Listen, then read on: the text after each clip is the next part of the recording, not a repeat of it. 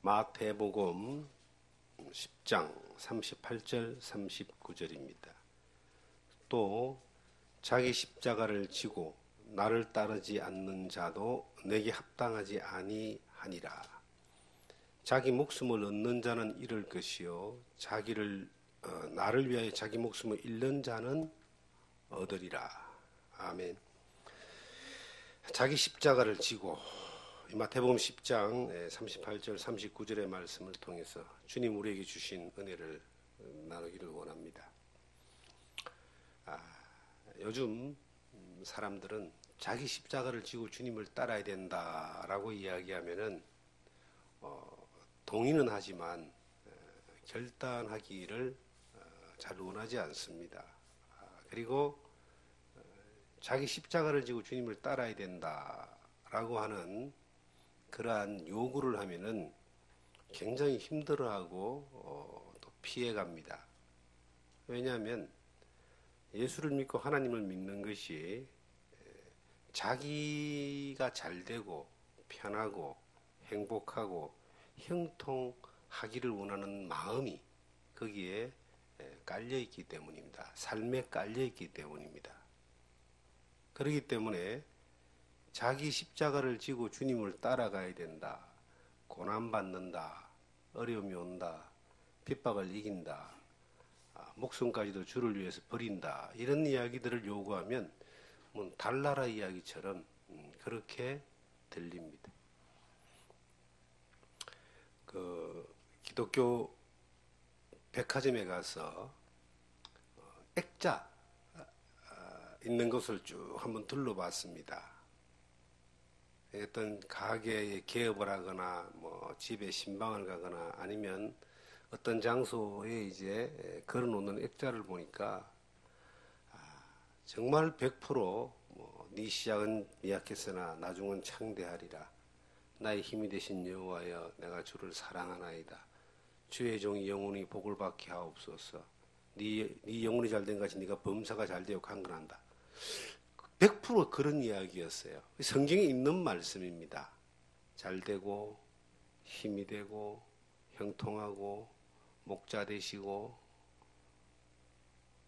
잘되고 좋고 축복이 되는 그러한 내용들만 있지. 자기 십자가를 지고 나를 쫓아라. 이런 내용들은 없습니다. 이건 뭘 이야기하느냐 하면은 사람의 그 마음 가운데 본성이 자기가 잘 되기를 바라고 성공하기를 바라는 것을 원하고 있고 하나님이 그렇게 자기를 복 주시고 도와주기를 바라는 그러한 욕구가 있는데 이것은 우리 시대의 이 교회가 그렇게 인식되도록 사람들에게 가르쳐 왔다는 것입니다. 성경은 말합니다. 우리에게 주님이 말합니다. 자기 십자가를 지고 나를 따르지 않는 자도 내게 합당하지 아니하니라. 자기 목숨을 얻는 자는 잃을 것이요 나를 위하여 자기 목숨을 잃는 자는 얻으리라. 세상이 요구하는 것하고 내 본성이 요구하는 것과 주님이 요구하는 것이 이게 정반대로 가고 있는 겁니다. 지금 우리가 살고 있는 이 시대의 현실은 우리가 한 번도 경험해보지 못했던 우리 당대에 한 번도 경험해보지 못했던 일들을 겪고 있습니다.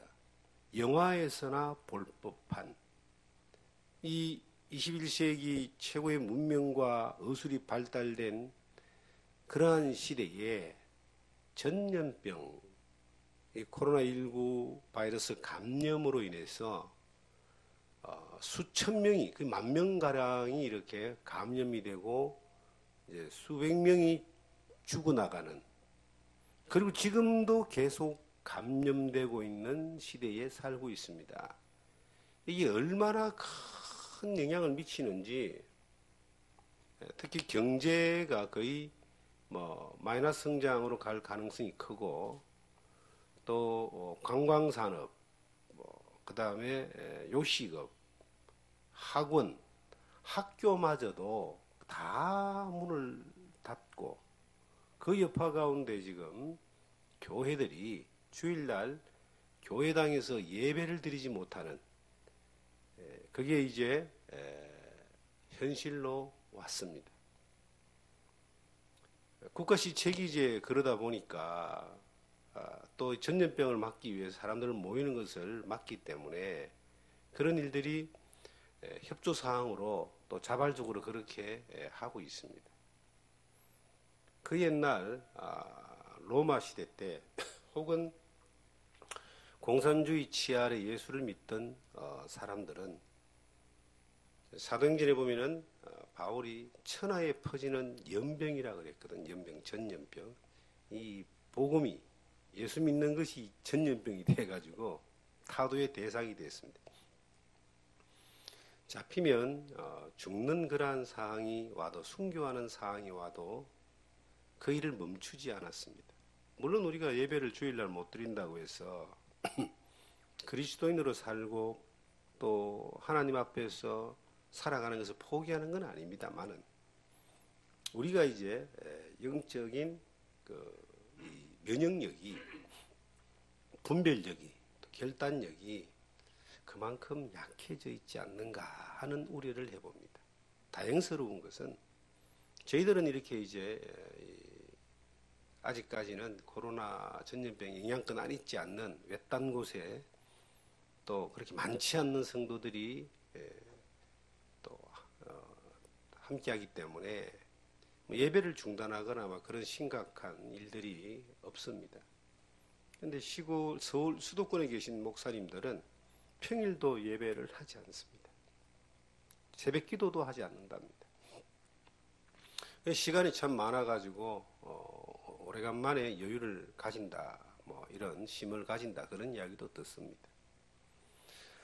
저는 이런 때에 이제 그리스도인들이, 하나님 믿는 사람들의 주님을 따라가는 삶의 자세가 어떠해야 되는가를 한번 고민해 보았습니다. 만약 이런 코로나 사태가 아니라 북한과 같이 믿음을 핍박하고 우리가 믿는 믿음을 박해하면서 생명까지도 위협하는 그러한 일들이 일어나는 현실이 어느 날 온다면은 우리는 어떤 태도를 취해야 될까? 우리 주님이신 예수님은 실질적으로 하나님의 일을 하실 때에 그런 위협에 직면했습니다. 예수님은 어둠밖에 없는 이 세상에 빛으로 오셨다 그랬어요. 빛과 어둠은 전쟁입니다. 이게 물러설 수 없는 싸움입니다.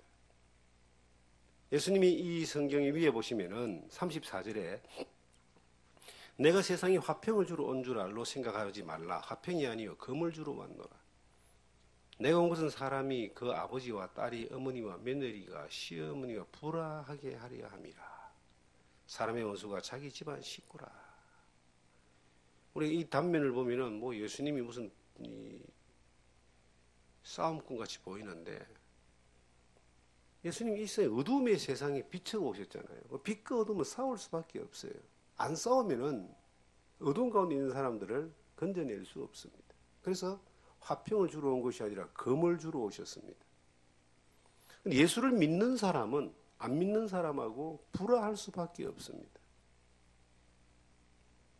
예수님이 오셔가지고 가장 많이 싸웠던 대상들이 누굴까요? 예수님은 적이 많았습니다. 로마의 빌라도의 손에 의해서 형이 확정되어서 십자가형을 당했지만 예수님이 로마하고 싸우진 않았거든요. 유대 제사장들, 그들이 대제사장이 또 신문하여서 죽임으로 넘겨주었습니다. 예수님의 3년 반 사역 가운데 가장 많이 싸웠던 대상은 바리새인입니다. 그들은 저 악한 강도가 아니고 하나님을 잘 믿는다는 유대 최고의 종교 지도자들이었습니다. 예수님이 그들조차도 어둠으로 본 거예요.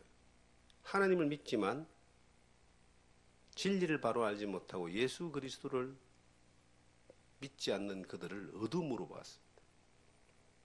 그래서 빛이신 예수님이 어둠하고 계속 싸우시다가 그 빛을 만천하에 온 세계의 모든 사람에게 전해주기 위해서 십자가를 지시고 어둠의 세력에 힘에 의해서 십자가를 졌지만 빛 대신 그분이 스스로 그 길을 가신 거예요.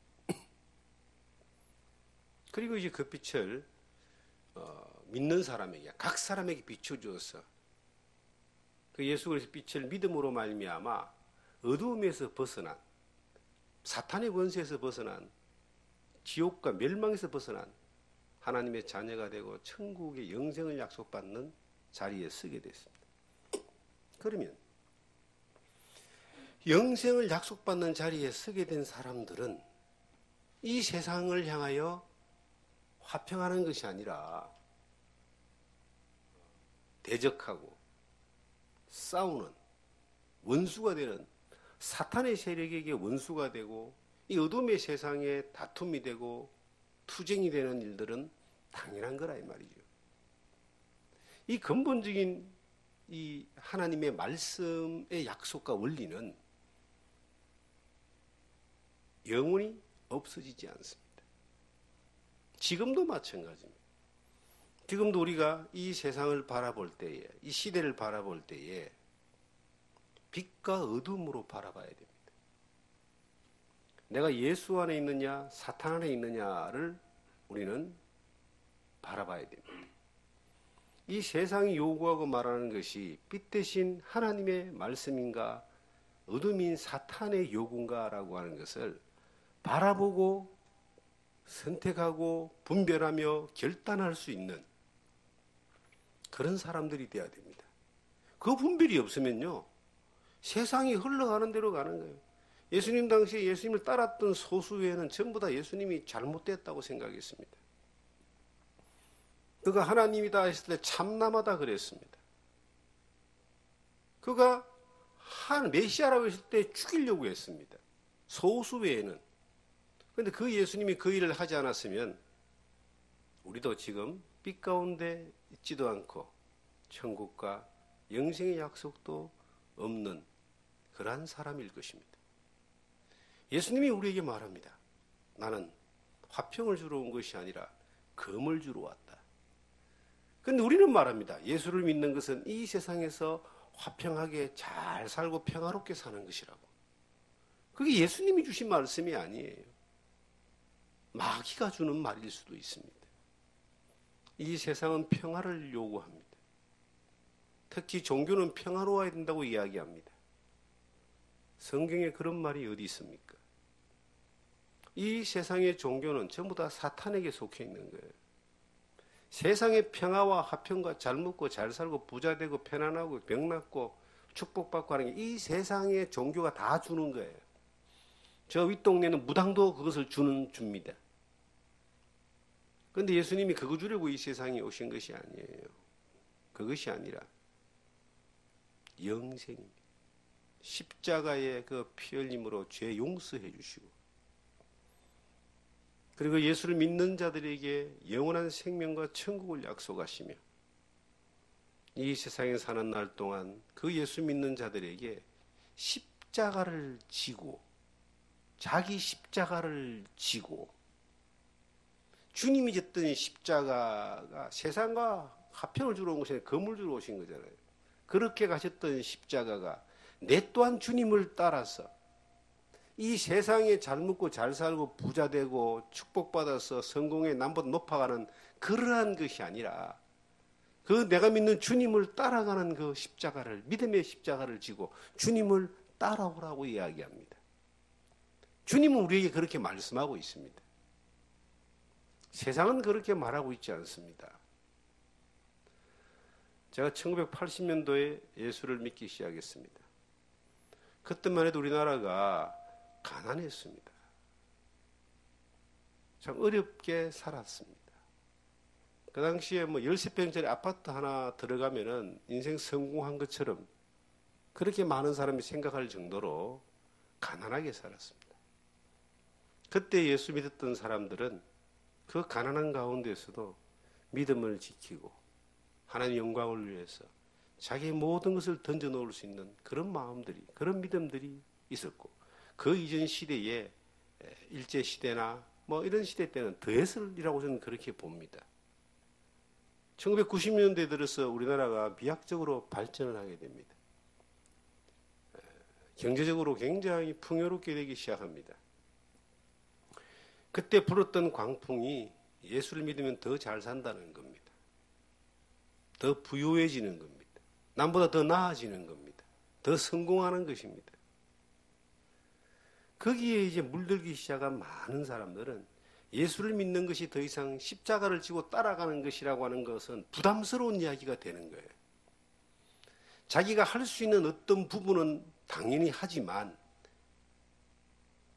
이 성경에 기록된 것처럼 자기 목숨을 얻는 자는 잃을 것이요 나를 위하여 자기 목숨을 잃는 자는 얻으리라. 예수를 위하여 하나님의 영광을 위해서 자기 목숨을 내놓고 갈 수 있는 사람은 점점점 사라지는 겁니다.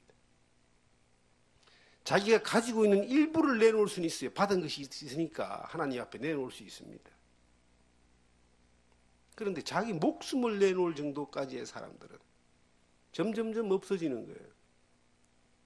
왜 그랬을까요? 사탄이 뿌려놓은 그러한 밑밥에 다 걸려가지고 하나님의 말씀보다 사탄이 말하는 말에 더 귀를 기울이고 하나님의 요구하는 것보다 내가 요구하는 것이 훨씬 더 그것이 중요하니까 말씀은 그냥 성경의 글자로 끝나고 내가 따라야 되고 절대 복종하고 순종해야 될 인격적인 하나님의 그 말씀으로 더 이상 들으려고 하지를 않습니다.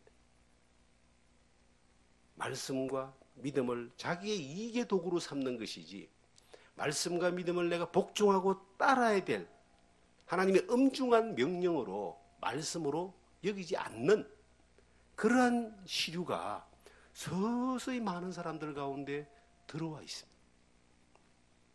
주님은 지금부터 2000년 전에 말씀하시기를 나는 화평을 주러 오지 않았다라고 말씀하셨습니다. 나는 금을 주러 왔다고 이야기했습니다. 그 금을 우리가 받았습니다. 그런데 우리는 이 세상에 살면서 세상 사람들하고 화평하게 지내기를 원합니다. 평화롭게 지내기를 원합니다. 그 화평과 평화가 하늘 위로부터 오는 화평과 평화를 전해주는 것이 아니라 땅에 있는 화평과 평화에 거기에 섞여져 가지고 그렇게 살기를 원합니다. 교회 행사에 예를 들어서 무당이 와가지고 축사를 하고 중이 와서 교회 행사에 축하를 하고 그런 일들이 뉴스에는 자주 나와요. 그게 화평하게 지내는 거라 좋게 얘기십니까, 여러분? 그것은 인간이 싸우지 않고 화평하게 지내는 것이라고 말할 수 있지만 하나님이 말씀하시는 정말 영혼을 사랑하시고 그리고 결론을 내리고 계신 그 하나님 말씀하시는 이건 정말 잘못된 겁니다.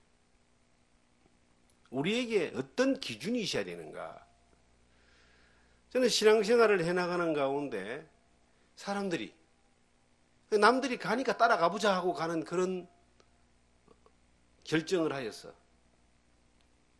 한 번밖에 없는 이 인생, 영혼을 준비한 이 인생을 이 귀하고 소중한 시간을 놓쳐버리는, 상실해버리는 그러한 실수를 범하지 않기를 바랍니다.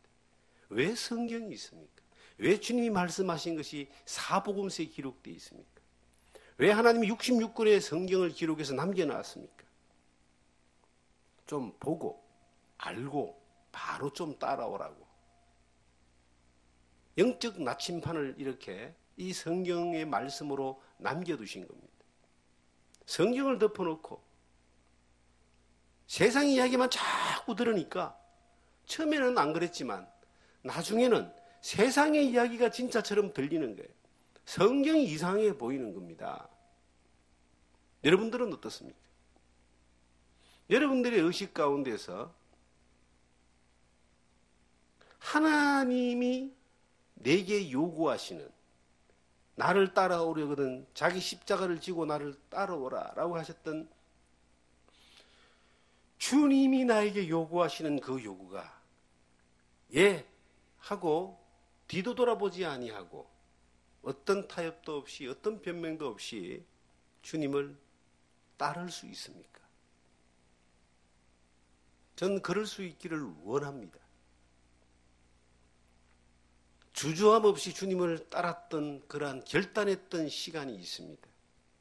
그리고 지나오는 시간 가운데 너무나 많이 주저하게 만들고 등을 돌리게 만드는 요구와 유혹이 너무나 많았지만 때로는 넘어지기도 하고 주저앉아 있기도 하고 주변을 돌아보며 도망갈 길이 없나 하고 찾아보기도 하고 절망하기도 했지만 그런데 나를 구원하신 나를 위해 십자가에 피 흘리신 그 예수 그리스도 나의 주님이 그 사랑이 너무나 크기 때문에 그게 또 영원하기 때문에 그 가치를 포기할 수 없는 그러한 은혜를 저에게 하나님이 주셨어. 이 세상의 수많은 것들이 너무나 좋지만 주님이 더 좋으니까 이 세상의 가치가 참 좋지만 주님이 약속하신 그 나라가 더 좋으니까 그래도 주님을 따라서 지금까지 왔습니다. 앞으로는 어떨까요? 저는 이 코로나 사태를 보면서 그런 생각이 들어졌습니다. 이거는 개인적인 어떤 그런 이 선택을 하는 것이 아니라 국가적인 요구를 하는 이러한 대환란의 시대. 이 전염병이 전 세계를 강타하는 이러한 시대. TV를 틀어서 뉴스를 들으면 아주 그냥 노이로지 들리고 우울하게 어떤 보여지는 또 어떤 종교 집단에 의하여 분노가 이렇게 치밀어 오르는 뭐 그러한 시대에 있을 때에도 우리의 기준이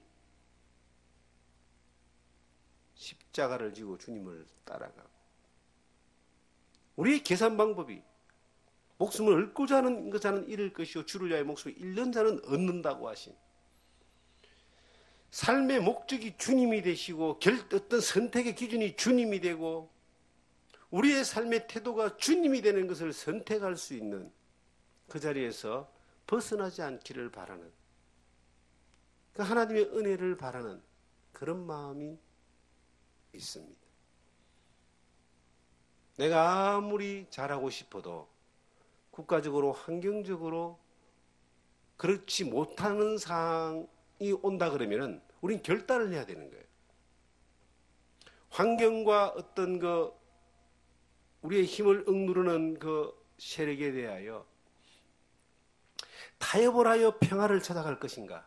주님을 따라가면서 검을 든 주님을 따라가면서 투쟁하고 핍박받는다 할지라도 그 믿음으로 갈 것인가? 정말 믿음으로 가기를 원합니다.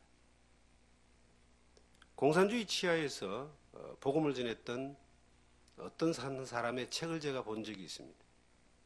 루마니아라고 하는 나라의 공산 치하에서 이 복음을 전했던 한 사람이 성경을 계속 밀수를 해서 루마니아로 가져가서 사람들에게 나눠주고 지하 교회를 했던 사람이 있습니다. 리차드 범블란트라는 사람의 하나님의 밀수꾼이라는 책을 제가 25년 전에 읽었습니다. 굉장히 도전을 받았습니다. 지금도 아마 그분은 생존해 계실 겁니다. 루마니아가 지금 이제 민주화가 되고 공산국가가 아니잖아요.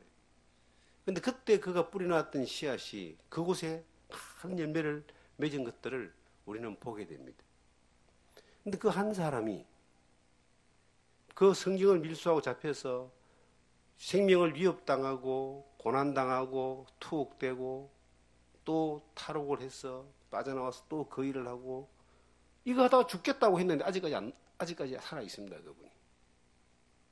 그분에 대한 책은 이제 여러 가지 어떤 감정들을 우린 보게 됩니다. 제가 한 25년 전에 이제 그 책을 읽으면서 가슴이 막 뜨거웠습니다. 나도 그럴 수 있을까? 나도 그럴 수 있을까? 그러고 싶었습니다. 젊은 날에. 그런데 지금 우리가 사는 이 시대에도 똑같이 그와 같이 이 진리의 복음을 반대하는 방해하는 그 세력과의 전쟁은 색깔이 다르고 모양이 다르고 형편이 다르지만 여전히 일어나고 있습니다. 사람들의 모든 생각은요, 자기가 가지고 있는 세계관 안에서 나오게 되어 있습니다. 어저께 저희 이곳에 저희 형과 동생 이제 부부가 왔습니다. 1년에 일에 한 번, 저희가 이제 가족이 2번 모이는데, 저희 가족만 한 번 이렇게 모이는 날이 이제 어제고, 또 10월달 되면 저희 이제 친척, 외가 식구들이 또 이곳에 와서 또 한 번 모입니다. 어저께 와서 이제 같이 이제 지내고, 뭐 식사도 하고, 대화도 나누고, 또 좋은 시간을 가졌습니다. 그런데 참 재밌는 걸 하나 발견했습니다. 저희가 여기서 사는 모습을 저희 형이 와서 여유롭게 이제 참 바쁜 분인데 와서 지내고 많은 대화를 나눴습니다. 그래서 제가 이제 형에게 내가 이 산골에 이곳에 한 3년 정도 이렇게 살아보니까 이제 이 산에 있는 좋은 것들을 좀 이렇게 보고 가져올 수 있는, 좀 깊은 산에 들어가면 많은 것들이 있는데 가져올 수 있는 눈이 이렇게 띄더라. 그래서 올해 처음으로 도시에서나 낮은 산에서는 볼 수 없는 송담이라고 하는 것을 내가 채취를 했다 그랬어요. 송담은 소나무에서 등굴이 올라가 있는 겁니다. 근데 등굴을 먹을 수 있는 게 아무것도 없는데 소나무 등굴만 약인 거예요. 뭐 당뇨나 혈액순환이나 뭐 기관지 천식이나 뭐 이런 곳에 좋다고 나와 있어요. 그래서 제가 좀 채취를 해서 형하고 동생에게 좀 나눠줄게 하고 조그마한 봉지에 사서 주니까 제 형이 딱 하는 말이, 야, 이거 상품화해서 만들어서 팔자. 야, 이거 굉장히 이거 돈 되겠다. 바로 그렇게 딱 나오는 거예요. 그래서 나는 이거 팔 정도의 어떤 그런 노동력을 투자할 마음은 없고, 그 정도의 또 많은 물건이 있는 것도 아니고, 그냥 한번 우리가 먹고 또 가까운 분들 나누고 뭐 그러고 싶다 그랬어요. 그 다음에 이제 저희 아내가 이제 꽃차를 이제 내려가지고 함께 마셨습니다. 야, 그래서 제가 그런 얘기, 꽃차를 아내가 3년 전부터 배웠는데, 야, 이 생강꽃이라는 꽃이 참 봄에 너무 맛있고 향이 좋아서 이 산 옆에다가 처음에 와서 좀 나무를 좀 사다가 심으려고 마음을 먹었는데, 뒷산에 올라가 보니까 생강꽃 천지더라. 그래서 작년에도 이제 잘 몰라서 시기를 놓쳐갖고 많이 못하고, 올해는 딱 시기를 보고 생강꽃을 쫙 잘라가지고 지금 한 3일 정도 작업을 해서 그 송이 따가지고 만들면 이만큼 많이 따도 만들어 놓으면 이만큼밖에 안 됩니다. 그렇게 해서 이제 꽃을 먹으니까 향이 너무 좋고 뭐 기분이 너무 좋겠죠. 그러니까 딱 처음에 하는 말이, 야, 좋다. 야, 이거 만들어서 우리 돈 만들자. 이거 만들어 가지고 상품 만들어 팔 수 있도록 그렇게 하자. 그러면 안 되겠냐?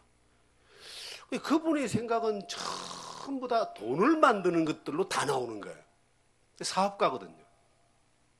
근데 저는 한 번도 그걸 만들어서 돈을 만든다는 생각을 해본 적이 없어요. 제가 그런 이야기를 했어요.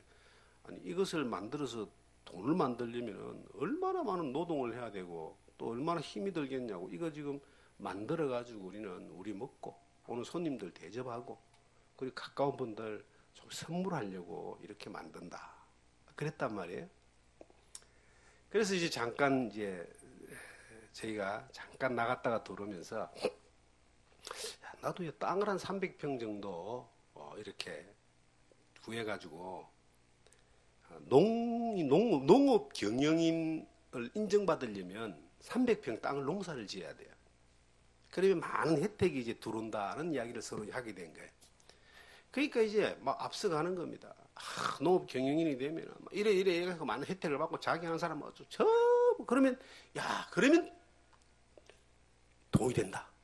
결론이 돈이 된다는 거예요.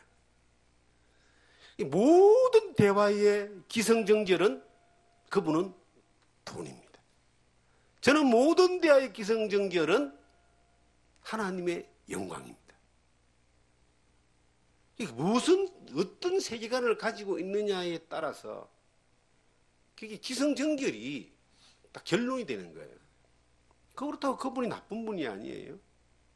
아주 정상적으로 사회에 공헌을 하면서 아주 정직하게 사업을 하는 기업가입니다. 우리가 그분이 예수를 믿지만은 그분은 세계관이 아직은 주를 따라가고 뭐 고난받고 뭐 복음을 전하고 이런 거 아닙니다. 그냥 예수 믿으면 영생을 약속받고 예수 믿으면 하나님 복 주시겠지. 아직은 그런 어린 신앙. 예수 믿으면 얼마 안 되니까 어린 신앙이에요. 그리고 깊이 들어가지도 않고 뭐 적당하게.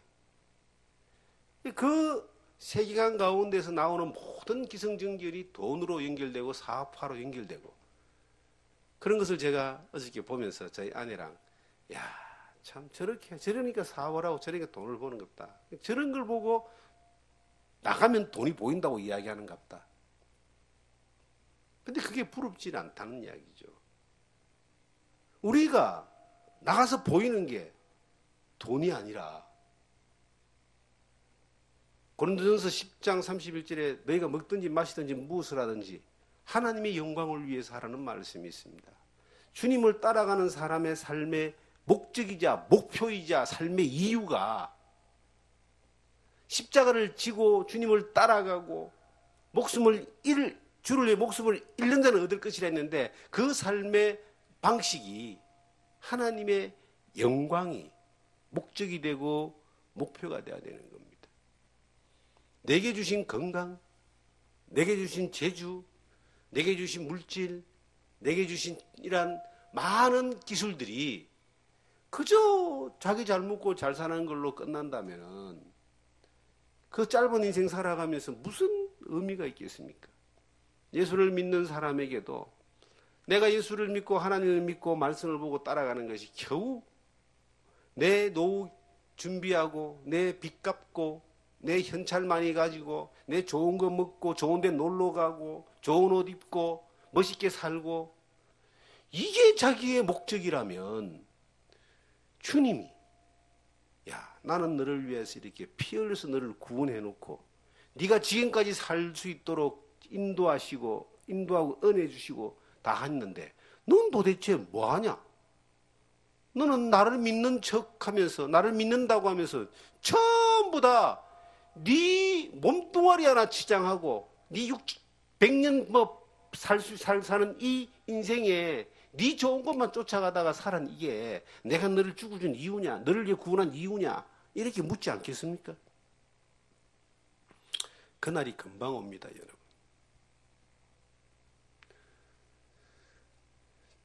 어떻게 하다 보니까 저도 나이가 내년이면 60입니다. 인생의 60은 한갑이라 그러죠. 시간이 그렇게 빨리 지나갈 줄은 상상도 못했습니다.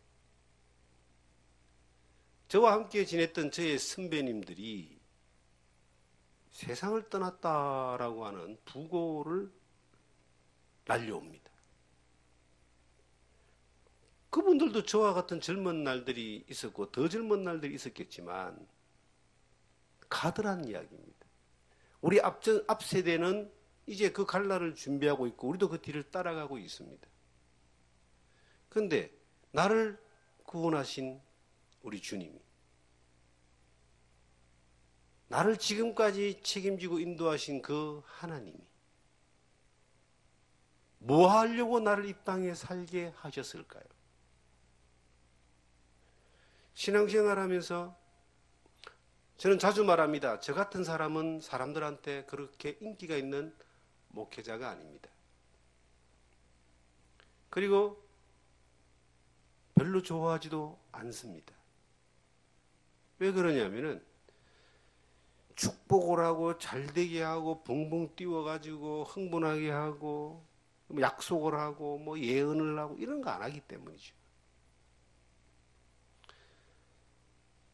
당신을 위해서 나를 위해서 십자가에 피 흘려주시고 지금도 하나님 우편에서 나를 위해서 기도하시고 다시 우리를 데리러 오신 그 주님은 잠시 잠깐 오면 오실 리가 오시는데 그 주님은 나의 의인은 오직 나의 의인은 믿음으로 말미암아 살리라. 그 주님이 우리에게 그 주님을 믿는 믿음으로 살기를 원하는데 그 믿음의 본질적인 부분들만 늘 이야기하기 때문에 힘겨울 수 있고 또 세상에서 뭔가 보이는 게 없을 수도 있다는 겁니다. 그런데 저는 믿습니다. 이 세상에 보이는 것은 잠깐이고 보이지 않는 것은 영원합니다. 현재의 고난은 장차올 영광과 좋게 비교할 수 없다고 믿습니다. 20년 전, 30년 전에 그렇게 믿었는데 더 가까워졌습니다. 주님 앞에 가는 날이 더 가까워졌습니다. 언제 주님이 나를 데리러 가실지는 모르겠지만 그날은 반드시 온다는 겁니다. 주님 앞에 섰을 때에 그때부터 시간이 어떻게 되는 줄 아세요? 그때부터 영원까지 주님과 함께, 영원까지 주님 앞에 있는 거예요. 영원까지. 이 땅에서 내가 주를 위하여 주님이 말씀하신 주님의 방법으로 주님의 본질적인 십자가를 지고 내 목숨까지도 주를 위해서 잃는 그것을 선택하여 갔을 때에 주님 앞에 영원한 시간 가운데 오는 그 주님의 칭찬과 기쁨은 이루 말할 수 없을 겁니다. 영원한 겁니다. 그럼 주님의 기쁨이 되기 위해 주님 앞에 섰을 때에 그것이 기쁨의 칭찬이 되기 위해서 내가 이 땅에 어떤 모습으로 선택하고 살아야 되는가? 성경에 주께 기쁘시게 할 일이 무엇인가를 시험해 보라. 이렇게 에베소서는 우리에게 말하고 있습니다. 주님이 기뻐할 일이 뭔가를 시험해 보라. 우리는요, 얼마나 연약하냐면 조금만 뭐가 안 되면 세상이 끝난 것 같이 그렇게 막 한숨 쉬고 굴파고 들어갑니다. 조금만 어려우면 선택을 잘못한 것처럼 후회하고 다른 길을 찾습니다. 한 끼 두 끼 세 끼만 굶으면은 그때부터는 뭐 자기 생각대로 방법대로 살려고 애를 씁니다. 방법을 찾아갑니다. 조금만 벽에 부딪히면은 이게 아닌가 싶어서 다른 벽, 다른 길이 있는가 하고 두리번거리기 시작합니다. 믿음 안에서 수많은 사람들은 다 겪었던 길입니다. 그런데 하나님의 기쁨이 되는 삶을 살았던 사람은, 하나님 앞에 섰을 때 기쁨을 누리는 사람은 하나님의 방법, 하나님의 말씀을 따라 선택한 겁니다. 기다리고 인내하고 참고 고난마저도 감사하고 핍박과 죽음마저도 주를 위하여 목숨을 잃는 것마저도 두려워하지 않는 수많은 사람들을 통해서 그들의 삶을 통하여 하나님이 영광받고 기뻐하셨던 일들이 이 성경에 쫙 있는 거예요. 내가 뭔가 많은 일을 하면 하나님이 기뻐할까요? 나가서 선교를 하면 하나님이 기뻐할까요? 선교해서 영혼을 살리면 기뻐하겠지만 선교한다는 폼만 잡고 자기 하고 싶은 일을 하는 사람들을 하나님이 기뻐하겠습니까? 목회하는 폼만 잡고 하는 척만 하고 사람들 앞에서 하고는 있지만 그가 십자가를 지고 주님을 따라가는 것도 아니고 주를 위해 목숨을 잃는 것도 아니고 세상과 화평하게 지내고 내 잘 먹고 내 잘 살고 내 편하게 사는 것들이 목적인 그러한 삶을 사는 사람을 통해서 하나님이 그걸 보고 속겠습니까? 어떤 일을 하고 안 하고를 떠나서 그 본질적으로 중심에 내가 어떤 모습으로 하나님 앞에 서 있느냐라고 하는 것은 너무나 중요한 거예요. 하나님이 손이 짧아서 일을 못하시겠어요? 능력이 없어서 일을 못하시겠어요? 하나님은 전능하신 분이에요. 우리에게 맡겨주신 일은 그를 믿고 그의 영광을 위해서 그의 기쁨을 위해서 좀 살아봐라. 그러면 그 하나님이 이 땅에서 비록 그것이 고난이 오고 어려움이 오고 힘김이 오는 과정이 있다 할지라도 반드시 하나님은 자기 역사를 이루어 가십니다. 그리고 장차 올 영원한 영광, 영원한 기쁨 반드시 보상해 주는 겁니다. 영원한 세계에서. 우리가 믿는 것이 다만 이생뿐이면 세상에서 가장 불쌍한 자입니다. 전 그런 생각이 들어져요. 제가 이 생각이 참 고집센 생각인지 몰라도 저는 이런 마음을 가집니다. 이 세상에 만 명이 옳다 할지라도 주님이 옳다 하지 않으면 나는 그 길을 가지 않겠다. 이 세상에 10,000명이 틀렸다 할지라도 주님이 맞다 그러면 난 그 길 가고 싶다. 왜냐하면 이 세상 10,000명은 100년 안에 다 헤어질 사람들입니다. 영원한 나라에 갔을 때 아무 상관없는 사람들이에요. 근데 주님은 영원히 함께 하실 분입니다. 우리 하나님은 영원히 함께 하실 분입니다. 하나님이 하나님의 자기의 일을 할 수 있는 사람으로 우리를 부르고 만들기를 원하시는데 가장 단순한 거, 주님이 세상에 화평을 주러 오지 않았다는 겁니다. 금을 주러 왔다는 거예요. 그 주님의 편에 서면 불화가 오게 되어 있습니다. 가족이 원수가 될 수 있습니다. 그렇지만 가족이 원수가 되는 그것을 주님을 믿는 믿음으로 싸워나가면 그 가족도 예수 믿는 사람이 되는 겁니다. 가족과 원수되는 걸 두려워하여 가족을 따라가면 가족은 영원히 지옥을 갑니다. 그들과 이불로 싸우고 다투려고 할 필요는 없죠. 그러나 내가 믿는 믿음 안에 주님을 따라가는 것 때문에 오는 그러한 부딪힘은 믿음으로 나아가야 됩니다. 저나 저희 아내는 양 집안에 예수를 처음 믿은 믿음의 일대라 그럽니다. 그런데 고집스럽게 사람들이 보면 이상하리라 만큼 그 믿음에 대하여 타협하지 않았습니다. 어쩌면 한 번도 틈을 주지 않았는 것 같아요. 처음에는 힘으로 완력으로 말로 핍박이 왔지만 다 이겼습니다. 주님을 따라가니까 그들도 나중에는 다 예수 믿는 믿음으로 오더란 이야기입니다. 그게 금을 주러 오신 주님의 원리입니다. 우리가 이 세상에 살면서도 마찬가지예요. 세상의 가치관이라고 하는 이것이 겨우 내가 예수 믿는 것이 예수 믿으니까 예수님 나를 도와주셔서 나를 좀 잘되게 해주세요. 그렇게 믿는 예수를 믿는 그 믿음을 주님이 원하셔서 십자가에 피 흘려 죽으시고 부활하셨겠어요? 아닙니다, 여러분. 네 영혼이 잘된 같이 네가 잘되고 강건하기를 원하죠. 그런데 잘되고 강건하지 못하고 핍박받고 고난받고 순교한 사람도 엄청 많다는 거예요. 중요한 게 뭐예요, 여러분? 주님은 우리에게 우리가 살든지 죽든지 주님을 기쁘시게 하는 자 되기를 원합니다. 성경 우리가 하나 보겠습니다. 고린도전서 10장 우리가 31절을 아까 제가 말씀드렸고 로마서 14장을 찾겠습니다. 로마서 14장 보시면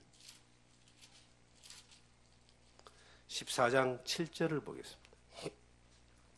7절, 8절, 9절까지 한번 읽어보겠습니다. 제가 우리가 살아도 주를 위하여 살고 7절부터 다시 봅니다.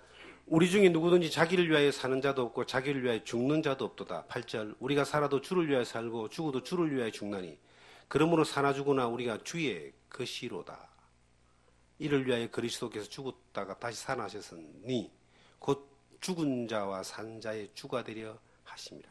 우리의 주님이 되신 주님은 우리로 하여금 말합니다.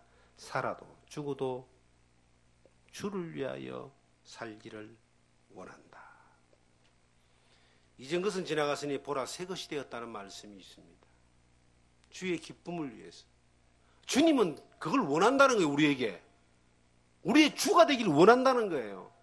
그걸 위해서 우리를 구원하셨다는 겁니다. 여러분의 삶의 목적이 잠깐 있다가 사라지는 이 세상에서 화평, 평화, 번영을 누리는 것이 목적이고 방법이고 삶의 방식이고 태도가 안 되기를 원합니다. 주를 위해 사는 것 때문에 좀 어려우면 어떻습니까? 예? 좀 가난하면 어떻습니까? 주님이 나를 쓰신다는데. 배고프면 어떻습니까?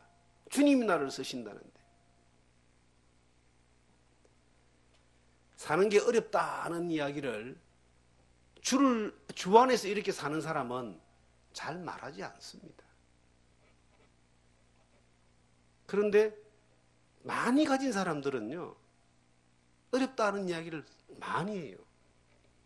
실질적으로 어저께 보니까 주만 바라보고 살아왔던 저는 여기 사는 삶이 너무 감사하고 만족하고 기쁘고 하나님의 은혜고 복이고 여기서 평안이 있고 육체의 건강도 하나님이 회복시켜 주시고 삶 가운데서 많은 위로를 주신다고 그렇게 간증하는데, 진심으로 간증하는데, 저보다 몇백 배 많은 재산을 가진 사람은 야, 요즘 IMF보다 더 어렵다.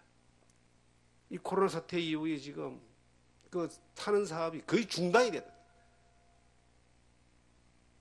지금 이거 이게 인건비는 나가야 되고 세금은 나가야 되고 지금 막. 야, 너무 어렵다. 그 참 희한하잖아요. 저는 어렵다고 이야기하지 않고 이것이 축복이고 감사고 은혜라고 지금도 그렇게 믿고 있고 그렇게 살고 있는데, 그 많은 화려하고 그 많은 것들을 가지고 누리고 사는 사람들은 어렵다, 힘들다. 그 중간쯤에 있는 사람이 있어요. 제 여동생이 이제, 그것도 이제 조그마한 사업을 하는데, 자기가 해본 사업 중에 이렇게 어려울 때가 없었다는 거예요. 그런 거 보고 다들 그럽니다. 목사님이 부럽습니다. 여러분, 우리의 삶의 방식이 하나님이 나를 책임진다는 믿음을 가지면요, 어떠한 형편이든지 내가 풍부에 처할 줄도 알고 비천에 처할 줄도 알아 일체의 비결을 배웠노라. 내게 능력 주시는 자 안에서 내가 모든 것을 다 할 수 있느니라. 나의 하나님이 그리스도 예수 안에서 나의 모든 설 것을 채우시리라.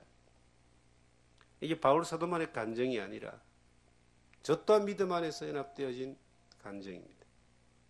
사랑하는 성도 여러분, 여러분들의 삶 가운데서 믿음의 본질에서 벗어나서 움직이는 수많은 결단들이 결국은 이 나중에 가보면요, 실타래가 얽혀가지고 풀어질 수 없는 그런 감당할 수 없는 상황으로 빠져들어갈 수 있습니다. 그냥 단순하게 사나주구나 내가 주를 위하여 살겠습니다. 하나님 영광을 위해 살겠습니다. 주님이 말씀한 것처럼 주님이 금을 주신다면 금을 받겠습니다. 십자가를 지고 주님을 따르겠습니다. 주를 위해 목숨을 버리는 것 또한 그것이 그런 때가 되면 그렇게 하겠습니다.